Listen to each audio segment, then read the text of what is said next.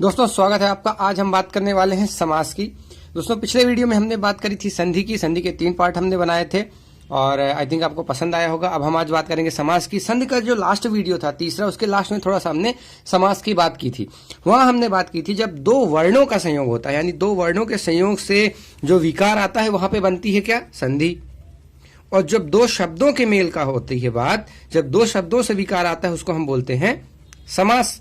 तो आज हम समास को पढ़ने वाले हैं, कैसे हम शब्दों का मेल करते हैं, कैसे उसमें विकार आता है, कैसे उसका संक्षिप्तीकरण होता है जिससे कि समास हमारा बनता है।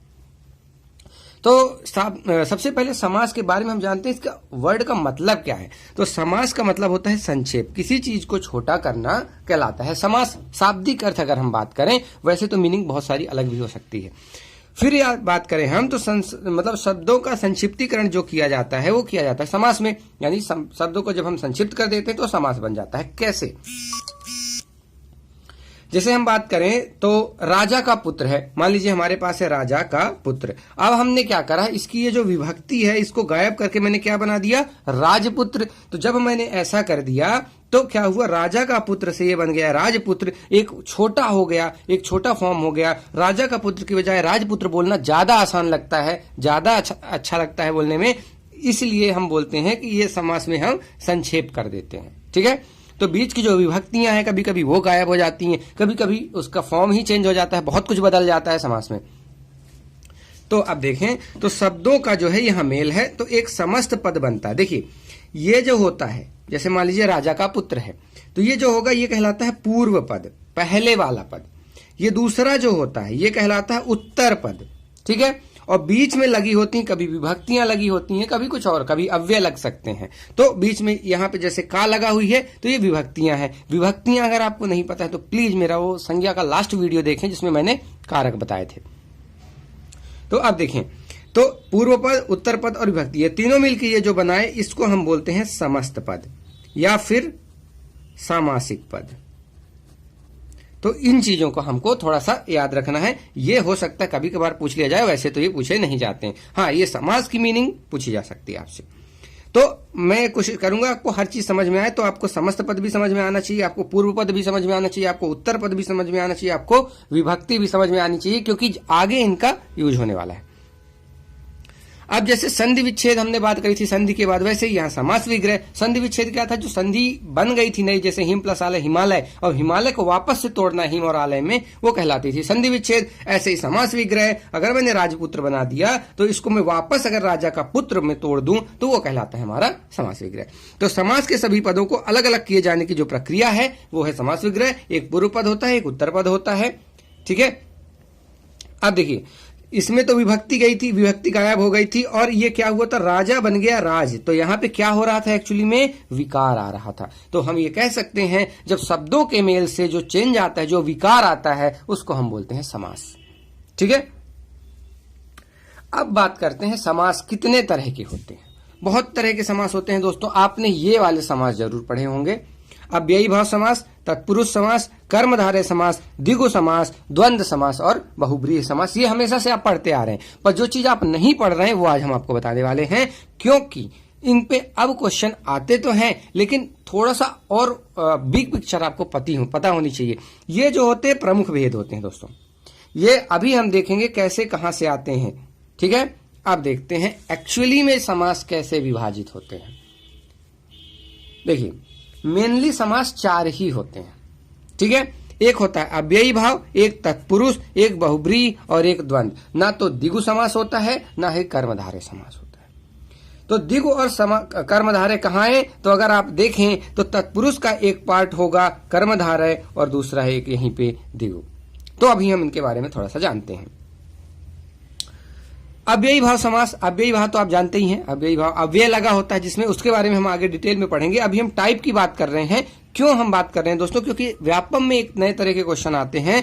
आपसे पूछेगा तत्पुरुष समास के कितने भेद होते हैं, आपको बताना पड़ेगा ये 2 होते हैं, या फिर द्वंद्व समास के 3। आप इन चीजों को पढ़ के, ये जो आपने अगर करी है, इन चीजों को पढ़ के आप ये क्वेश्चन नहीं कर सकते। ठीक है, अगर आपसे पूछ लिया समानाधिकरण तत्पुरुष कितने टाइप के होते हैं तो आप कैसे बता पाओगे? आप तो कभी सुने भी नहीं होंगे कि समानाधिकरण भी होता है। ठीक है, इसलिए इनको पढ़ना ज्यादा जरूरी है। अगर आप इनके बारे में पूरा नहीं भी जाने तो इसके नंबर जानना बहुत जरूरी है, कितने टाइप के होते हैं। तो तत्पुरुष की अगर हम बात करें तो मेनली तत्पुरुष जो होता है दो तरह का होता है। पहला होता है व्यधिकरण, दूसरा होता है समानाधिकरण। ठीक है, तो व्यधिकरण के खुद के 6 टाइप होते हैं जो हम पढ़ते हैं। ठीक है, उसके बारे में अब हम पढ़ते रहते हैं। जैसे कि आपने देखा होगा कर्म तत्पुरुष आपने पढ़ा होगा, करण, संप्रदान, अपादान, संबंध, अधिकरण। दोस्तों ये कर्म, संप्रदान, करण, अपादान, ये आप अगर विभक्तियां पढ़े हैं तो आप यानी कि आप कारक पढ़े हैं तो आपने जरूर देखा होगा, वहां पे ये सारी विभक्तियां होती, कर्म कारक, संप्रदान कारक, अपादान कारक, इनकी अपनी अपनी विभक्तियां होती हैं। हमने कारक के वीडियो में इसके बारे में बहुत अच्छे से बात करी है, आप वहां देख सकते हैं। तो उन विभक्तियों के आधार पर जो तत्पुरुष समास बनता है उसको हम बोलते हैं व्यधिकरण तत्पुरुष। और इसमें कर्ता कारक नहीं होता है, बस आपको याद रखना है। कर्ता कारक और संबंध कारक वाले 2 नहीं होते हैं, क्योंकि 8 विभक्तियां होती हैं और यहां व्यधिकरण केवल 6 ही होते हैं, ये आपको याद रखना है। दूसरी बात करें अगर समानाधिकरण वाले, तो समानाधिकरण 8 होते हैं, ये नंबर आपको याद होना चाहिए। उसमें कौन से आते हैं, तो कर्मधारय और द्विगु। कभी कभी आपने देखा होगा क्वेश्चन में आप कर्मधारय में और तत्पुरुष में कंफ्यूज हो जाते हैं कि कौन सा होगा, और आंसर आपको तत्पुरुष मिलता है। उसका रीजन यही है दोस्तों कि ये कर्मधारय जो है और जो द्विगु है ये तत्पुरुष के ही एक पार्ट है, जो उसके समानाधिकरण तत्पुरुष के भाग हैं। ठीक है, तो बिल्कुल एक जैसे सिमिलरिटी तो मिलेगी आपको, कर्मधारय, द्विगु और तत्पुरुष में एक सिमिलरिटी तो मिलेगी, क्योंकि एक ही जैसी चीजें हैं सारी। उसके बाद ये नए, मध्यलोपी, प्रादि, उपपद, अलुक और मयूर व्यंजकादि, ये जो है लास्ट वाले यहां से, ये वाले दोस्तों संस्कृत में मेनली मिलते हैं। हिंदी में इनका यूज बहुत कम है, फिर भी चूंकि हम चाहते हैं कुछ भी चीज छूटे ना, तो बेसिक थोड़ा थोड़ा हम इनके बारे में देख लेंगे। बाकी हमारे लिए बस ये 3 इंपॉर्टेंट है, यहां से यहां तक, यानी कि कर्मधारय से लेके नए तत्पुरुष समास तक। ठीक है, उसके बाद अगर हम बहुब्रीहि की बात करेंगे तो बहुब्रीहि 4 तरह के होते हैं, समानाधिकरण, व्याधिकरण, तुल्य योग, व्यतिहार। इनके बारे में डिटेल पढ़ने की जरूरत नहीं है, क्योंकि ये एग्जाम में नहीं आते हैं। बस आपको नंबर याद होना चाहिए कि बहुब्रीहि समास 4 तरह के होते हैं। अगर आपने व्यापम के पुराने पेपर देखे हैं तो आपको बहुब्रीहि के टाइप या तत्पुरुष के टाइप या द्वंद्व के टाइप जरूर मिलेंगे, ये क्वेश्चन में पूछे गए हैं। इसीलिए मैं इसको कवर कर रहा हूं कि हमारा कुछ भी छूटे ना। जैसे द्वंद्व समास में देखें तो एक होता है इतरेतर, एक वैकल्पिक, एक समाहार। इनके बारे में हम डिटेल में देखेंगे। तो दोस्तों ये चीजें आपको याद होनी चाहिए, कितने नंबर होते हैं। समास के प्रमुख भेद की अगर हम बात करें तो 6 होते हैं। उसके बाद अगर हम पदों की प्रधानता के आधार पर बात करें दोस्तों, तो फिर ये कैसे होते हैं, तो पदों के प्रधानता के आधार पर ये 4 तरह के होते हैं। सबसे पहले अगर हम बात करें जिसका पूर्व पद प्रधान हो। अब ये प्रधान का क्या चक्कर है, ये थोड़ी देर बाद हम एग्जाम्पल में बड़े अच्छे से समझेंगे, क्योंकि प्रधानता में आपको बहुत परेशानी हो रही होगी, मुझे भी बहुत हुआ करती थी। तत्पुरुष में आता है जैसे पूर्व पद प्रधान, अव्ययी भाव में आता है पूर्व पद प्रधान, तत्पुरुष में उत्तर पद प्रधान। फिर भी हम समझ नहीं पाते कहना क्या चाह रहा है, और जब हम पे क्वेश्चन आता है तो हम अपनी तरफ से हिसाब से लगा देते हैं और गलत हो जाता है। तो हम अच्छे से समझेंगे प्रधान का क्या मतलब है। तो बस अभी आपको इतना समझ लीजिए कि जिस केवल अव्ययी भाव समासी होता है जिसमें पूर्व पद प्रधान होता है। तत्पुरुष और कर्मधारय आपको ये पता चल चुका है, ये दोनों एक ही होते हैं, एक ही टाइप है, तत्पुरुष का ही टाइप है कर्मधारय। तो ये होता है, इसमें उत्तर पद प्रधान होता है। द्विगु समास जो है इसमें तत्पुरुष, कर्मधारय और द्विगु, ये कर्मधारय और द्विगु हम देख चुके हैं, ये तत्पुरुष के ही टाइप है, तो ये तो एक ही होंगे। उसके बाद अगर हम बात करें जिनमें दोनों पद प्रधान होता हो वो है द्वंद्व समास, और जिनमें कोई भी पद प्रधान नहीं हो वो होता है बहुब्रीहि। इसमें तो तीसरा ही पद प्रधान होता है, 2 पद कुछ बोलते हैं और इसका अर्थ कुछ तीसरा ही निकलता है और वो तीसरा पद प्रधान होता है। ठीक है, अब हम थोड़ा डिटेल में देखते हैं इनके बारे में। तो अव्ययी भाव समास से हम शुरू करते हैं। तो अव्ययी भाव समास में जो पहला पद है वो प्रधान होता है और समस्त पद जो है वाक्य में क्रिया विशेषण का काम करता है। दोस्तों समस्त पद आप समझ चुके हैं कि जो बनता है, जैसे ये आजन्म लिखा हुआ है, ये एक समस्त पद है, इससे मिलके ये बना है, तो ये एक छोटा फॉर्म है यानी संक्षिप्त फॉर्म है, जो फाइनल रिजल्ट हमको मिलता है वो समस्त पद कहलाता है। तो इसमें अव्ययी भाव में पहला पद प्रधान होता है। ठीक है, पहला पद प्रधान होगा। दूसरी बात, समस्त पद जो है ये जो बनेगा वो वाक्य में क्रिया विशेषण का काम करेगा। दोस्तों क्रिया विशेषण क्या है, हम आई थिंक जानते होंगे, जो भी शब्द क्रिया की विशेषता बतलाते हैं उनको हम क्रिया विशेषण कहते हैं। ठीक है, तो अब ये जो बनता है, जो समस्त पद है, चूंकि ये क्रिया विशेषण का काम करता है, इसलिए समस्त पद जो है लिंग, वचन और विभक्तिहीन रहता है। आप समस्त पद का लिंग नहीं बदल सकते, आप समस्त पद का वचन नहीं बदल सकते, साथ ही आप समस्त पद में विभक्ति भी नहीं बदल सकते। क्यों? क्योंकि अव्यय होता है, क्रिया विशेषण भी होता है जो कि बदला नहीं, जिसका लिंग, वचन और विभक्ति नहीं बदली जाती। ठीक है, तो जैसे एक एग्जांपल से बात करें, अव्ययी भाव समास में कैसे ये क्रिया विशेषण का क्या मतलब है। जैसे मान लीजिए उसने लिखता है उसने भरपेट खाया। अब देखिए खाना तो एक क्रिया है, ये हमको पता है, तो क्रिया की जो विशेषता बताया कि उसने भरपेट खाया, भरपेट, तो ये जो भरपेट है ये जो है क्रिया विशेषण की तरह काम कर रहा है खाया का। तो ये भरपेट एक जो समास हो गया यहाँ पे, वो हो जाएगा यहाँ पे अव्ययी भाव समास। ठीक है, ऐसे आपको पहचानना है। इसके अलावा अगर कहीं समस्त पद के आरंभ में आपको भर मिले जैसे भरपूर, या निर मिले जैसे निरपराध, प्रति मिले जैसे प्रतिकार, प्रतिष्ठा, या फिर यथा, बे, आ, बा, उप मिले, यावत मिले, अधि मिले, अधिकरण जैसे अनुसार, ये शब्द कीवर्ड अगर आपको मिलते हैं तो आपको तुरंत पहचान लेना है कि ये अव्ययी भाव समास होगा। अब चूंकि बहुत सारे कीवर्ड है इसलिए एक बार में याद नहीं होंगे, आपको इनको 3, 4 बार, 5 बार देखना है, साथ में इनके बारे में सोचना है। जब आप सोचोगे तो धीरे धीरे आपके दिमाग में बैठ जाएंगे और आप आसानी से इसको पहचान पाओगे। तो ये तो हो गई पहचानने की बात। अब अगर हम बात करें कि अव्ययी भाव समास को एक्चुअली में कैसे बनाया जाता है, उनके अर्थ कैसे कैसे निकलते हैं, तो सबसे पहला अर्थ की अगर हम बात करें तो निकलता है से लेकर या तक। कैसे? जैसे आपको बोल दिया गया जन्म से लेकर, मतलब पूरे जन्म से लेकर जब भी आपको बात आएगी तो आपको पहचान जाना है कि अव्ययी भाव समास होगा। और ये जब मिलके आ जाए बनेगा आजन्म। तो आ गया अगर आपका, तो जैसा हमने बोला था यहाँ पे कि आ मिले, तो ये हो गया क्या? अव्ययी भाव समास। ठीक है, तो आपसे 2-3 तरह के क्वेश्चन आ सकते हैं। एक तो आजन्म पूछ लेगा इसका समास विग्रह क्या होगा, या दूसरा पूछ सकता है आजन्म में कौन सा समास होगा। तो आपको आजन्म का पता होना चाहिए, या तो आपको आ याद हो, आ लगता है किसमें? अव्ययी भाव समास में, या फिर आप उसकी मीनिंग निकाल लो। आजन्म का मतलब जन्म से लेकर, और जब जन्म से लेकर की बात हो रही है मतलब कि यहां से हम आपको पता चल जाएगा कि ये अव्ययी भाव समास होगा। दूसरी बात, अगर क्रम का पता चले, जैसे अनुज्येष्ठ हो गया, ज्येष्ठ के क्रम से, तो हम आप यहां भी देख चुके हैं कि अनु यहां पे आता है।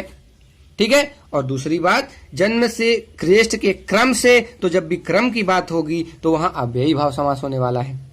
फिर अगर किसी चीज के अनुकूल हो या किसी चीज के अनुसार हो तो वहां भी अव्ययी भाव समास आएगा। जैसे यथाशक्ति, शक्ति के अनुसार, यथा समय, समय के अनुकूल। अब दोस्तों यहाँ पे साथ में मैं एक और चीज बात कर देता हूं। यहाँ पे हमने बोला था कि पहला पद प्रधान होता है, तो पहला पद प्रधान का मतलब क्या है दोस्तों?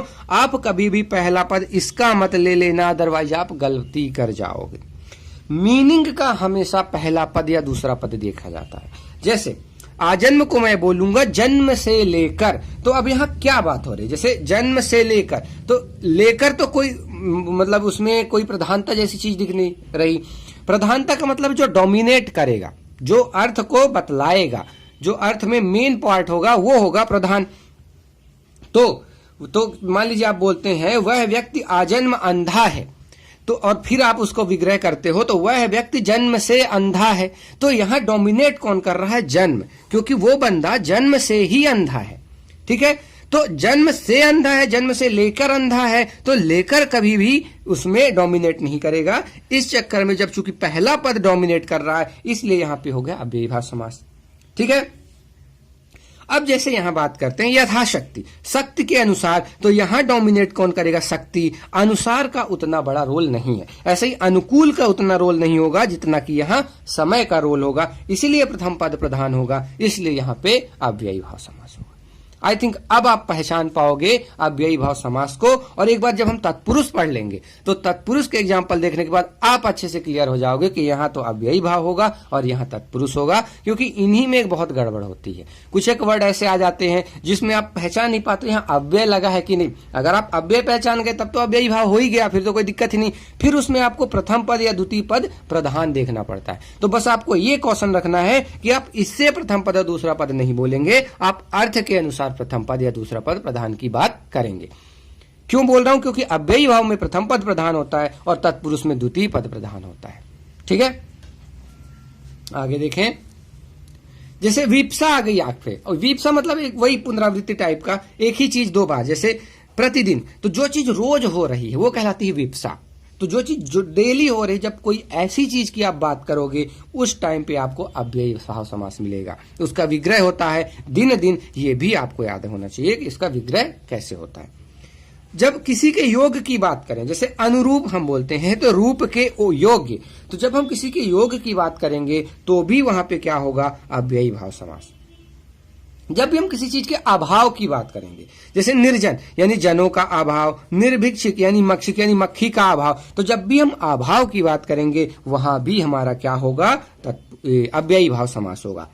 ठीक है, तो जैसे यहां पे हमने बोला था निर, तो ये निर का वही यूज हो गया दोस्तों, निर्भिक्षिक, निर्मिक्षिक। अब देखिए एक और बात आपको बता दें, जब आप इन एग्जाम्पल को साथ इनके आप रिलेट करके पढ़ेंगे तो आपको याद रहेंगे। अदरवाइज आप ऐसे रख लिए भर, निर, प्रति, आप बिल्कुल याद नहीं रह सकते। आप गारंटी से लिख के ले लीजिए, आप नहीं याद रख पाएंगे। आपको याद रखने के लिए इनका एग्जाम्पल देखना पड़ेगा। जैसे निर आपको याद रखना है, निर्मिक्षिक में आपने देखा हाँ ऐसा होगा, तब आपको याद रहेगा हाँ भाई निर आया कहीं पे। जैसे निर्जन, निर्जन में भी निर आया हुआ है, तो निर अगर आ गया तो अव्ययी भाव होगा, तब जाके आपको याद रहेगा। ठीक है, फिर उसके बाद बात करें अगर एक छठवीं मीनिंग, सातवीं मीनिंग जो इसकी लास्ट मीनिंग है, पुनरुक्ति। जब भी पुनरुक्ति होगी वहां कौन सा समास होगा दोस्तों, अव्ययी। जैसे रातों रात, हाथों हाथ, धीरे धीरे, दिनों दिन, रातों रात, ऐसी भी जब भी वर्ड मिलेंगे आपको तो अव्ययी भाव समास होगा। तो हमने क्या समझा, से लेकर फीलिंग आए, मीनिंग आए तो भी अव्ययी भाव समास, क्रम से रिलेटेड कोई चीज आए तो अव्ययी भाव समास, किसी के अनुकूल, किसी के अनुसार यानी समय के अनुकूल, समय के अनुसार, शक्ति के अनुसार ऐसा कुछ आए, या विप्सा आए मतलब डेली वो काम होता जा रहा है, दिनों दिन, प्रतिदिन ऐसा वाला, या फिर किसी के योग की बात है, रूप के योग, धन के योग, समय के योग, या अभाव की बात करें हम, निर्धन, निर्जन यानी निर्धन भी जैसे धन का अभाव, निर्जन यानी जनों का अभाव, या फिर पुनरुक्ति आ जाए, तो इस कंडीशन में क्या होगा, अव्ययी भाव समास। ठीक है, तो अब आई थिंक आपको अव्ययी भाव समास अच्छे से समझ में आ गया होगा। अब जब हम तत्पुरुष पढ़ेंगे तो इन दोनों में अंतर भी समझ में आ जाएगा। अब आगे बात करते हैं हम दूसरे समास की, जिसका नाम है तत्पुरुष समास। तो हम पहले ही बात कर चुके हैं, तत्पुरुष समास में हमारा उत्तर पद प्रधान होता है, यानी कि जो हमारा अंतिम पद प्रधान होगा, और प्रथम पद जो है हमारा गौण यानी कि छोटा हो जाएगा। कैसे, जैसे राजकुमार सख्त बीमार था। ठीक है, तो यहां पे समास कहां पे होगा, पहली बात तो राजकुमार पे समास होगा। अब समास कौन सा होगा वो हम जानते हैं। अब देखिए, आप इस पे क्वेश्चन कर सकते हैं कि कौन बीमार था। तो अगर पहले मैं इसको बोलूं तो राजा का कुमार लिखूंगा मैं राजकुमार को, एक हो गया प्रथम पद राजा और अंतिम पद हो गया क्या, कुमार, और का हमारी विभक्ति हो गई। ठीक है, अब आप बात करेंगे, जब आप क्वेश्चन करते हैं कि कौन बीमार था, तो एक में आता है राजा बीमार था, एक में आता है कुमार बीमार था। तो सही आंसर क्या है, क्या राजा बीमार था, नहीं, राजकुमार बीमार था। तो क्या कुमार बीमार था, हाँ कुमार बीमार था, राजा का जो कुमार है वो बीमार था। तो हम कह सकते हैं यहाँ पे कौन सा पद प्रधान हुआ, द्वितीय पद, और जब द्वितीय पद प्रधान हुआ तो फिर कौन सा समास होगा, तत्पुरुष समास। ठीक है, अब अगर हम बात करें, जैसे राजा को, राम को मर्यादा पुरुषोत्तम कहा जाता है, यहां समास कहां है, पुरुषोत्तम में, और पुरुषोत्तम में क्या, पुरुषों में उत्तम। पुरुषोत्तम का मतलब हम देखें तो पुरुषों में उत्तम, ये प्रथम पद, ये उत्तर पद, और ये हमारी विभक्ति। अब हम देखें प्रथम पद प्रधान है कि उत्तम पद प्रधान है। तो राम को मर्यादा पुरुषोत्तम कहा गया है, तो क्या अब यहां से हमको क्या मिलता है, पुरुष कहा गया है, यहाँ उत्तम कहा गया है, तो क्या राम को पुरुष कहा गया है, नहीं, पुरुष की बात तो कर ही नहीं रहा है, पुरुष में उत्तम की बात कर रहा है। राम जो है पुरुष में उत्तम है, तो उत्तम की बात कर रहा है। तो यहाँ पे क्या है, द्वितीय पद प्रधान है, तो यहाँ पे होगा क्या, तत्पुरुष समास। एक बार और देख लेते हैं, अगर आपको क्लियर नहीं हो पाया है, कि जैसे राजकुमार में आपको पहचानना है कौन सा समास होगा, तो आप इसको पहले तो समास विग्रह करो, तो राजा का कुमार। अब आपको पता होना पड़ेगा कि राजा यहां डोमिनेट कर रहा है कि कुमार यहां डोमिनेट कर रहा है। तो जब आप वर्ड पढ़ोगे, पूरा का पूरा वाक्य पढ़ोगे कि राजकुमार सख्त बीमार था, तो इससे हमको क्या पता चला, कौन बीमार था, राजा का कुमार बीमार था। तो राजा बीमार नहीं था, कुमार बीमार था, इसलिए हमारा जो अंतिम पद प्रधान है यानी यहां तत्पुरुष होगा। ऐसे ही यहां बात करें तो राम को मर्यादा पुरुषोत्तम कहा गया है। तो पुरुषोत्तम को अगर हम बात करें तो एक पुरुषों में उत्तम, तो क्या वो उनको पुरुष कहा गया? नहीं कहा गया है, पुरुष तो वो है ही है, उनको पुरुषों में उत्तम कहा गया है, यानी उत्तम की बात की गई, यानी कि उत्तर पद प्रधान है, यानी कि यहाँ पे कौन सा होगा? तत्पुरुष समास होगा। ठीक है दोस्तों, आगे चलते हैं। अब थोड़ी देर पहले हमने इसका तत्पुरुष समास के टाइप देखे थे, व्यधिकरण और समानाधिकरण, फिर उनके बारे में डिटेल देखे थे कि कितने और तरह के होते हैं। तो अब थोड़ा सा हम डिटेल पे आ जाते हैं। व्यधिकरण के बारे में सबसे पहले पढ़ते हैं। तो व्यधिकरण समास जब हमने वैसे डिटेल में देखा था, उसके टाइप देखे थे, तो हमने बात करी थी वह कर्ता कारक नहीं होता और संबोधन नहीं होता, बाकी 6 विभक्तियों वाले होते हैं। तो पहला पद कर्ता कारक इसका नहीं होगा। दूसरी बात, इसका नाम केवल तत्पुरुष भी है, ये थोड़ा सा आपको याद रखना है, क्योंकि एग्जामिनेशन में घुमाने के लिए वो कर सकते हैं, आपको केवल तत्पुरुष दे सकते हैं कि कौन सा होता है, या कुछ भी ऐसा क्वेश्चन बना सकते हैं। बहुत तरह के क्वेश्चन बन सकते हैं। अब देखिए, इनका जो नाम है वो कारक चिन्हों के नाम से पुकारा जाता है। कैसे? जैसे अपादान तत्पुरुष, संप्रदान तत्पुरुष, ये कारक चिन्ह होते हैं। अगर आप कारक नहीं जानते हैं तो प्लीज संज्ञा का जो लास्ट वाला वीडियो, उसमें मैंने कारक समझाए हैं, संज्ञा पार्ट 3 में, आप उसको जरूर देखें, क्योंकि कारक आप नहीं समझ पाओगे तो आगे बहुत प्रॉब्लम होने वाली है। ठीक है, इसीलिए मैं कंटिन्यूअसली चल रहा हूं एक एक चीज लेके, जिससे कि अगर आपको कहीं दिक्कत ना आए, अगर आपने पुराने वीडियो देखे हैं तो आप अगला वाला वीडियो बहुत आसानी से समझ पाओगे। तो देखिए, यहां कर्ता और संबोधन ये 2 कारक नहीं होते, बाकी 6 के 6 कारक होते हैं। उस हिसाब से व्यधिकरण तत्पुरुष हमारा 6 टाइप का हो जाता है। ठीक, सबसे पहले देखते हैं कर्म। तो हमने जब कारक पढ़ा था तब हमने बोला था कर्ता ने, कर्ता के साथ ने विभक्ति लगती है, और कर्म को, जैसे मैंने एग्जांपल दिया था, राम ने रावण को मारा, तो मारा क्रिया का प्रभाव किस पे पड़ रहा है? रावण को, रावण पे, तो रावण जो होता था वहां पे कर्म होता था। ठीक, उसी हिसाब से यहां भी कर्म की बात होगी, और यहां को विभक्ति आती है। जैसे गृहागत की बात करें तो गृह को आगत, ये विभक्ति जो लगी हुई है ये कर्म की विभक्ति लगी हुई है। जैसे हम बोलते हैं कर्ता ने कर्म को, ठीक है, तो को विभक्ति लगी हुई है, कर्म वाली विभक्ति लगी है, इसलिए यहाँ पे कौन सा समास होगा दोस्तों? कर्म तत्पुरुष समास, या फिर इसका नंबर दिया गया है द्वितीय तत्पुरुष समास। ये आपको याद रखना है दोस्तों। कई बार मैंने पेपर में देखा द्वितीय, तृतीय, चतुर्थ, पंचम, तो ये भी आपको याद होना चाहिए। पहला कौन सा होता है? कर्ता, और कर्ता यहाँ पे होता नहीं है। ठीक है, तो कर्म कौन सा होगा? द्वितीय। ठीक है, ये जो 8 विभक्तियां होती हैं ये आपको अच्छे से क्लियर होनी चाहिए। ठीक है, विभक्ति के नंबर पे ही है, विभक्ति नंबर 2 या फिर कर्म। ठीक है, जैसे पॉकेट को मारने वाला को विभक्ति के साथ, यानी कि कर्म तत्पुरुष होगा। दोस्तों, करण वाला जो तत्व होता है, विभक्ति जिसकी लगती है से या फिर के द्वारा, ये जो होता है तीसरे नंबर की विभक्ति होती है, इसलिए इसको तृतीय तत्पुरुष भी कहते हैं। अब एक चीज यहाँ पे हमने वहां भी समझाया था, से जो है करण में भी आता है और से जो है अपादान में भी आता है। तो करण में क्या होता है? करण में जब काम किया जाता है, जैसे राम ने रावण को बाण से मारा, तो किसी चीज का यूज करके जब हम कोई काम करते हैं वहां होता है करण। और अपादान क्या होता है? अलगाव का भाग होता है। जैसे पेड़ से पत्ता गिरा तो पेड़ से पत्ता अलग हो गया, तो वहां वाला जो से होता है वह अपादान वाला होता है। ऐसे ही जैसे पर्वत से नदी निकलती है, तो पर्वत और नदी अब अलग हो चुकी हैं, तो वहां जो से होगा वहां अपादान कारक होगा। ठीक है, ये हमने वहां पे बात करी थी। अब देखिए थी कष्ट साध्य, कष्ट से साध्य, या तुलसी कृत, तुलसी द्वारा कृति, तो तुलसी के द्वारा ये काम किया गया, और कष्ट से ये जो साध्य है, तो इसमें चूंकि सीए विभक्ति है और यहाँ अपादान वाली विभक्ति नहीं, अलगाव वाला भाग नहीं है, तो वहां पे कौन सा होगा? करण तत्पुरुष होगा हमारा। ठीक, संप्रदान दोस्तों प्लीज मैं एक बार फिर रिक्वेस्ट करूंगा कि आप कारक वाला वीडियो जरूर देखें, नहीं तो यहां पे आपको हो सकता है प्रॉब्लम हो समझने में। अब आगे बात करें संप्रदान। संप्रदान के लिए विभक्ति होती है को या के लिए, तो जहां पे भी हमको को या के लिए मिलेगा वैसे ही हम पहचान लेंगे कि संप्रदान है, और संप्रदान का नंबर कौन सा होता है? चतुर्थ, इसलिए चतुर्थी तत्पुरुष हो जाएगा। तो अब देखिए देशार्पण, तो देश के लिए अर्पण, के लिए से हमने पहचान लिया ये संप्रदान या फिर चतुर्थी तत्पुरुष है।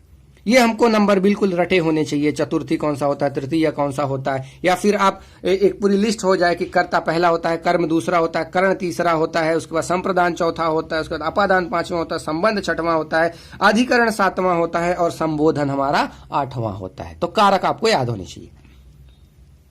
अपादान की अगर हम बात करें तो अपादान का नंबर है 5वां, और अपादान के लिए हम अभी बात कर चुके हैं कि से होता है और अलगाव का बोध होता है। जैसे पथ भ्रष्ट, पथ से भ्रष्ट, अब जो है पथ से तुम अलग हो गए हो, पथ से भ्रष्ट हो चुके हो, मतलब पथ में नहीं चल रहे हो, यानी ये अलगाव है। और यहां वाला जो से है ये हमको अपादान तत्पुरुष देगा।